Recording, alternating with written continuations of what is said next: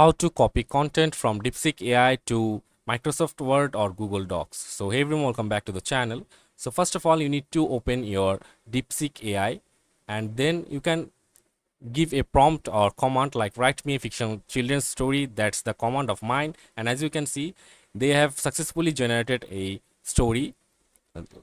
The heading is the little cloud who wanted to dance. So now we just have to copy it to Microsoft Word or Google Docs. And if you want to copy it on Google Docs, there are two options. Like you can just simply click on copy from here and just paste it here, and you can also do that to the same with your Microsoft Word document, and you can just paste it here.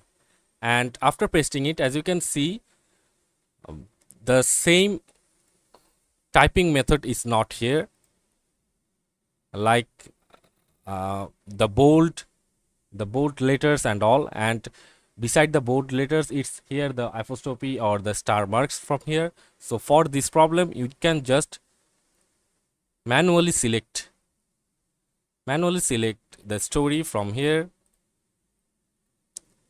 and then you can just copy it and paste it to your document file or Microsoft Word, as you can see on the document file. And if you want it paste it on your Microsoft Word, it can also be done. So that's it for this video. See you on the next one, guys.